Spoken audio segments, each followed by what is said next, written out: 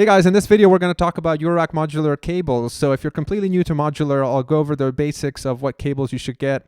And if you're familiar with Modular or Eurorack, I'll go over some specialty cables which are pretty unique and I think pretty useful to have in your arsenal of cables.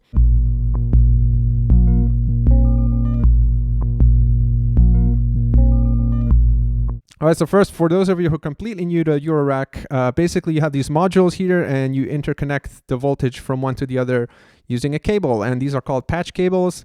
For Eurorack, you use 1/8 inch. So you have an 1/8 inch diameter here, and generally you use mono signal. So you look for that little 1 dash here. And this is just a basic general cable. This one in particular is from Hossa. They sent me a few cables to check out. But you can check it out from different manufacturers as well.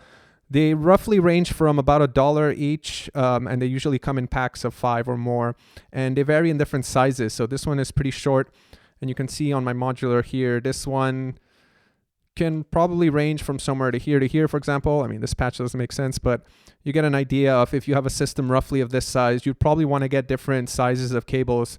So you can do kind of short patches like this without taking up too much space. Or if you want to connect something from here to here, you probably need a longer cable. So one strategy, if you don't have a lot of long cables, is to group your modules together in related components. So for example, if you're always going to run your oscillator through a filter, you might as well put those modules close together. That way you can just patch them directly, as opposed to having an oscillator here and a filter here and then having to use long cables. All right, one other cable I like to use is from Pittsburgh Electronics. This is called a Nazca braided cable. And I don't know if you can see that on camera, but it has this interesting texture to it. And it's just a basic cable, nothing special, but I like the way it feels and looks. So I like aesthetics personally, but if you're just looking for functionality, you can go with a basic cable. You just need a piece of metal at the end of the day. But don't plug in a piece of metal directly. Get yourself a well-shielded cable. So most standard cables are just metal with some plastic shielding around, and they can come in different colors. This one's green. Usually they come in packs of sort of rainbow colors, or you can get them in plain black or white. And some people have translucent cables. Some people have cables that have LEDs inside that glow. All right, so that covers the basics of your standard end-to-end point A to point B cable, which you can just use to patch things. But let's say you wanted to patch an LFO into 2 different destinations. Let's say I wanted this LFO to control the filter and the oscillator, for example. Since I have only one physical cable, I could just plug one at a time, but I can't get that LFO to duplicate.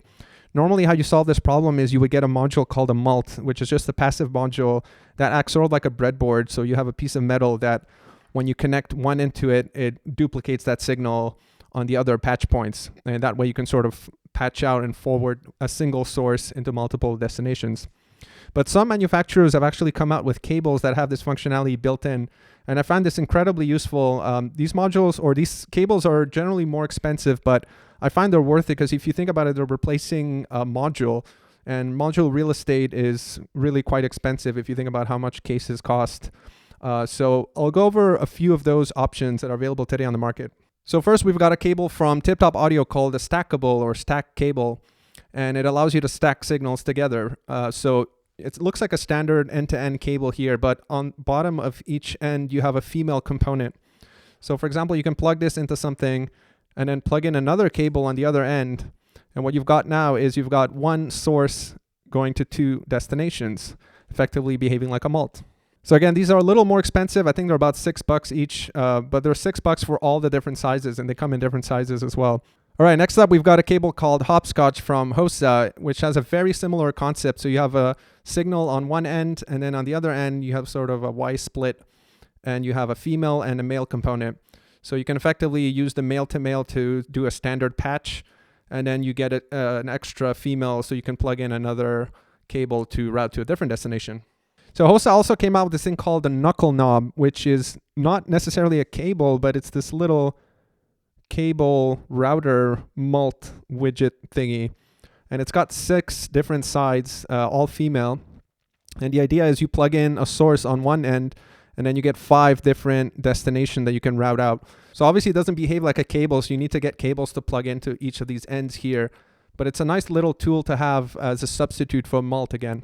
All right, so that covers the basics. So we covered your standard plastic cables. We covered a braided sort of version of a cable. And then we covered 3 different variants of how to get sort of mult-like functionality inside your cables. So let's put it all in practice, so it'll be probably easier to understand if I create a little patch. So I'm just going to run oscillator through a filter here, and I'm going to patch the output of the filter into my output, and we can hear the oscillator here. So let's say I wanted to modulate the frequency of the oscillator with an LFO, so I can just patch an LFO into the linear FM here and then bring it up.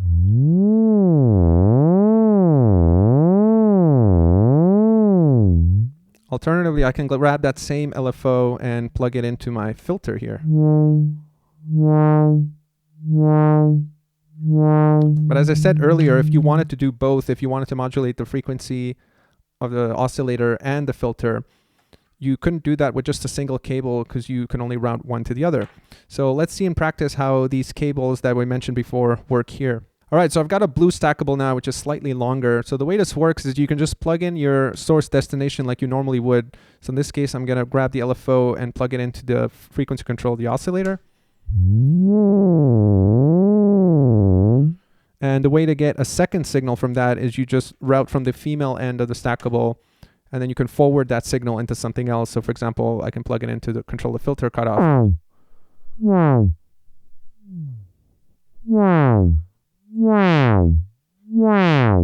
And of course, we can demonstrate the same thing with HOSA's hopscotch cable here. So same thing, I can plug my LFO into my oscillator here.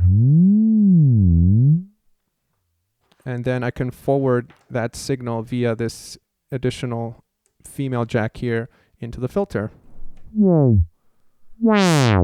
All right, I've updated my signal path a little bit. So now I'm going from oscillator through the full processor, through the filter, and then on my outputs.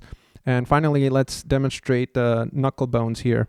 So effectively behaves very similarly. So you plug your source into one of the inputs here. And then we have 5 other destinations that we can plug in.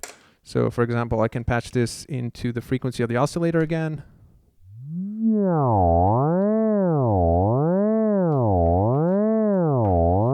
I can grab another output into controlling the fold CV here.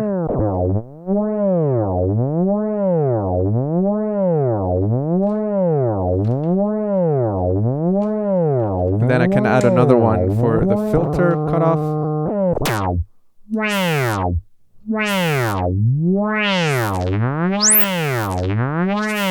And so on and so forth. And I still have 2 empty slots here.